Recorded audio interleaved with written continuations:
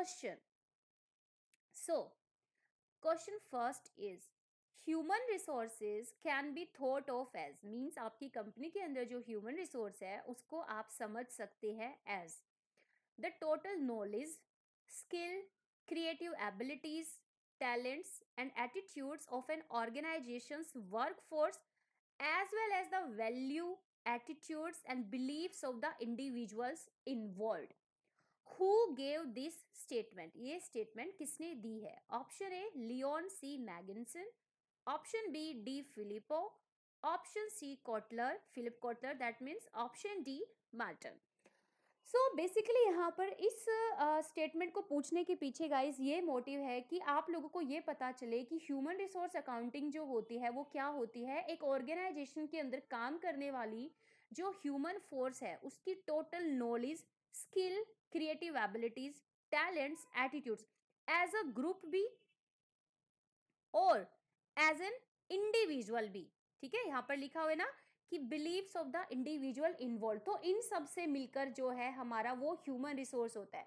देखो एक इंसान है, उसको रिसोर्स कब कहा जाता है? जब उसके अंदर ये सारी चीजें होंगी, टैलेंट स्किल्स, और उन टैलेंट स्किल्स को आप अपनी कंपनी के ऑब्जेक्टिव्स को अचीव करने में क्या करोगे? उनको यूटिलाइज करोगे, तभी तो वो रिसोर्स कहलाएगा ना. रिसोर्स का मतलब क्या होता है? जब आप उसको अपनी कंपनी के ऑब्जेक्टिव्स को अचीव करने के लिए यूटिलाइज करते हो. और वो ह्यूमन आप कब यूटिलाइज करोगे उसको? जब उसके अंदर ये सारी total knowledge, skill, creative abilities होंगी. सो ये जो स्टेटमेंट है, let me tell you the answer. Option A is the right answer. Leon C Megginson ने ये यहाँ पर दिया है statement. Second question guys, which of the following statements is not true? इनमें से कौन सी स्टेटमेंट ट्रू नहीं है? Option A human resource management is a strategic function. Option B human resource, sorry, option B है यहाँ पर under human resource management employ is treated as a resource. Option C human resource management is the management of employees skill, talent and abilities. Option D, human resource management function is an auxiliary function. Is only an auxiliary function. So आपको यहाँ पर ये बताना है कि इनमें से कौन सी स्टेटमेंट करेक्ट नहीं है. आपको इस नोट का जवाब देना है गाइस यहाँ पर. ठीक है, जो ये नोट है यहाँ पर आपको इसका जवाब देना है. तो चलिए वन बाय वन ऑप्शंस को एलिमिनेट करते चलते हैं. ऑप्शन ए में क्या कहा गया है कि ह्यूमन रिसोर्स मैनेजमेंट एक स्ट्रेटेजिक मैनेजमेंट फंक्शन है. डेफिनेटली ये एक स्ट्रेटेजिक मैनेजमेंट फंक्शन है. आप अपने ह्यूमन रिसोर्स के लिए जो भी चीज़ें प्लान करते हो वो स्ट्रेटेजी बेस्ड होती है. ऐसा नहीं आपने कुछ भी डिसाइड किया और इम्प्लीमेंट कर दिया. तो ये तो करेक्ट है. उसके बाद option B, human resource management के अंडर में एम्प्लॉय को ट्रीट किया जाता है एज अ रिसोर्स. यस, आप उस ह्यूमन को यूटिलाइज नहीं कर रहे हो, आप उस ह्यूमन के अंदर जो भी टैलेंट स्किल्स है आप उनको यूटिलाइज कर रहे हो, तभी तो आप उसको रिसोर्स कह रहे हो. ठीक है, जैसे फाइनेंस होता है, फाइनेंस को आप जगह जगह इन्वेस्ट करते हो, फिर आपको रिटर्न और इन्वेस्ट मिलती है, आपको प्रॉफिट मिलता है. ऐसे ही आप अपनी ह्यूमन के टैलेंट्स और स्किल्स को यूटिलाइज करते हो जिससे आप अपनी कंपनी के ऑब्जेक्टिव्स को करते हो. तो ये भी करेक्ट स्टेटमेंट है. Option C, human resource management is the management of employ skills, talents and abilities. देखो मैंने आप लोगों को अनअकैडमी पर भी आज एक एमसीक्यू सीरीज करवाई थी, उस पर बताया था कि there is a huge difference between HRD and HRM. whenever you talk about the HRM you are talking about the management of your employee, but when you talk about the development HRD तब आप बात करते हो training and development की. ठीक है,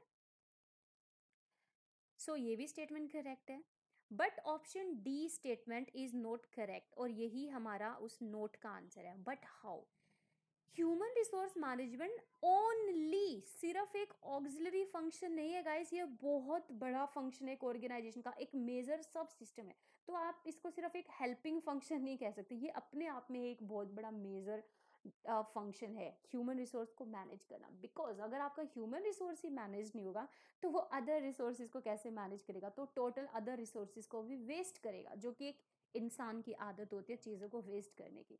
so just because of this only word option D becomes incorrect statement and this is our answer.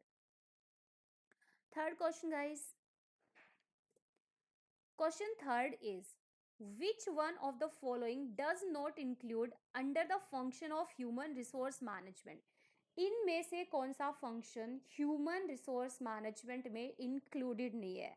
There are two type of functions, operative functions managerial के और मैनेजरियल फंक्शन. तो आपको ये बताना है कि इनमें से ह्यूमन रिसोर्स मैनेजमेंट का कौन सा फंक्शन नहीं है. अगर आपको ऑपरेटिव फंक्शन पता है सारे अच्छे से, and you all know the managerial function, तो आप डेफिनेटली बता पाएंगे कि इसमें से ह्यूमन रिसोर्स मैनेजमेंट का फंक्शन कौन सा नहीं है. Option A planning, option B organising, option C recruitment, option D profitability. ठीक है, तो यहाँ पर हमारा आंसर क्या होगा? देखो, अब यहाँ पर ना तो ऑपरेटिंग के बारे में पूछा है, ना ही मैनेजरियल के बारे में पूछा है. यहाँ पर सिर्फ और सिर्फ पूछा है ह्यूमन रिसोर्स मैनेजमेंट का फंक्शन कौन सा नहीं है. So profitability is not the function of human resource management. कभी कभी एग्जामिनर आप लोगों से ऐसे भी पूछ लेता है कि which one of the following does not include under the operative function of human resource management. तो वहां पर आपका आंसर हो जाता planning and organising, because these are the managerial function but not operative function. So be ready for that, and here our answer is option D. Question fourth, guys. So question fourth की तरफ बढ़ते हैं. Next हमारा question है guys, selection include. Selection include option A framing and developing application blanks, जो application blanks होती है उनको फ्रेम करना, डेवलप करना. Option B checking of references. Option C formulating interviewing techniques. Option D all of this. मैंने आप लोगों को सिलेक्शन की प्रोसेस जो है वो बहुत अच्छे से करवाई हुई है, ठीक है, ऑन अन अकेडमी. अगर आपको नहीं पता, I am also a verified educator at Unacademy, तो वहाँ पर ये सारे टॉपिक्स मैंने ऑलरेडी बहुत अच्छे से पढ़ाई हुई है. तो अगर आप चाहते हैं कि यूट्यूब पर भी पढ़ाए जाए तो कमेंट सेक्शन में ज़रूर बताइएगा. तो सिलेक्शन की जो प्रोसेस होती है उसमें चेकिंग ऑफ रेफरेंस भी आता है, इंटरव्यूइंग, भाई आप कैसे इंटरव्यू लोगे, मतलब ग्रुप डिस्कशन भी होगा क्या, और कौन कौन से टेस्ट होंगे वहाँ पर. और एप्लीकेशन ब्लैंक का मतलब होता है कि भी आपको चाहिए थे 100 एम्प्लॉई, लेकिन सिर्फ अप्लाई किया 70 जॉब्स के लिए, तो वो 30 एप्लीकेशन ब्लैंक्स जो रह गए या एप्लीकेशन फॉर्म्स जो रह गए उनको भी आप क्या करोगे, डेवलप करोगे. रेफरेंस का मतलब होता है, फॉर एग्जांपल मैं एक कंपनी के अंदर एग्जिस्टिंग एम्प्लॉई हूँ, ठीक है, और मैंने अपनी फ्रेंड बी को वहाँ पर रिकमेंड किया, तो बी ने मेरा यहाँ पर रेफरेंस दिया कि पूजा जो है आपकी एम्प्लॉई, उन्होंने मुझे यहाँ पर रेफर किया है. तो जो कंपनी होगी वो ये चेक करेगी कि बी एम्प्लॉय जो है वो किसका रेफरेंस लेकर आया, तो वहाँ पर मेरा नाम लिखा होगा, तो मुझसे भी पूछताछ की जाएगी इस एम्प्लॉय के बारे में कि भाई बी एम्प्लॉय आपने उसको रेफर किया है तो वो कैसा है, टैलेंटेड है, स्किल्ड है या नहीं है. तो these all are steps in selection process, and option D is the right answer.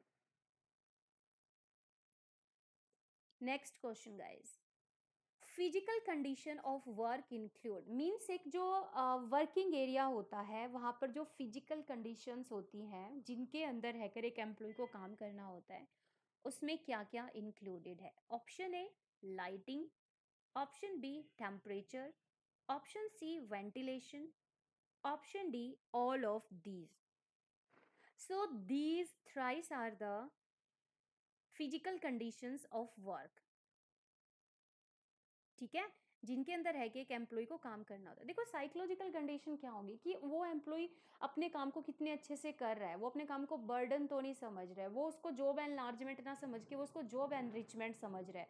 So physical condition में ये सारी चीज़ें आएंगी.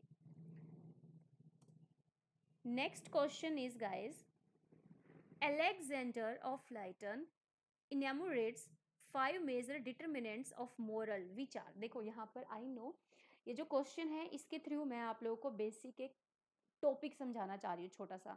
हो सकता है एग्जाम पॉइंट ऑफ व्यू से मोस्ट इंपॉर्टेंट नहीं है, बट स्टिल ये एक अच्छा पॉइंट यहाँ पर है guys.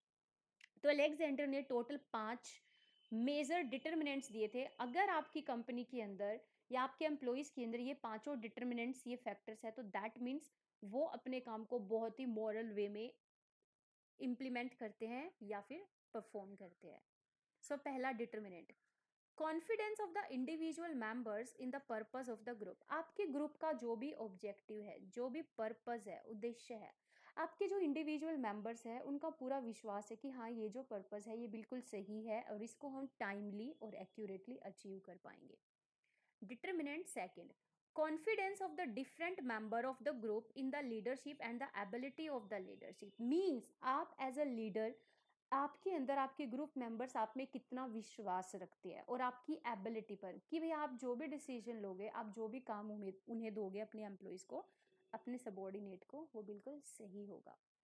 Determinant third, confidence of the individual members in their fellow worker means colleagues. जो वर्कर्स एक साथ काम करते हैं सेम लेवल पर, उन सब का आपस में कितना अच्छा रिलेशन है या वो एक दूसरे में कितना विश्वास रखते हैं, क्योंकि जब उनको एक दूसरे की हेल्प की जरूरत पड़ेगी तो यही विश्वास काम आएगा गाइस, ठीक है। Fourth determinant, organisational efficiency. जब भी आप इफेक्टिवनेस की बात करते हो दैट मीन्स आप क्वालिटी की बात करते हो, एंड जब आप बात करते हो एफिशिएंसी की तो आप बात करते हो क्वांटिटी की, ठीक है। अगर कोई पर्सन इफेक्टिव है तो वो बहुत अच्छा काम करता है क्वालिटेटिव, अगर कोई पर्सन एफिशिएंट है तो इसका मतलब वो क्वांटिटी, वो आउटपुट ज़्यादा निकालता है। Determinant fifth, conditions in the group and working conditions. Group की जो रूल्स रेगुलेशंस नॉर्म्स होते हैं एंड वर्किंग कंडीशन, ध्यान रखो गाइज, ग्रुप्स की जो कंडीशंस है वो भी मॉरल होनी चाहिए, और जो जहाँ पे एम्प्लॉय काम करते हैं, अभी हमने पढ़ा था कि फिजिकल कंडीशंस कौन कौन सी है, लाइक वेंटिलेशन, नॉइस पोल्यूशन नहीं होना चाहिए वहाँ पर, टेम्परेचर कंट्रोल होना चाहिए, तो वर्किंग कंडीशन भी अच्छी हो और ग्रुप कंडीशंस भी लीगल हो, सही हो, मॉरली हो, तो इससे कोई भी ऑर्गेनाइजेशन कही जाएगी कि वो एथिकल वे में काम कर रही है। ओके,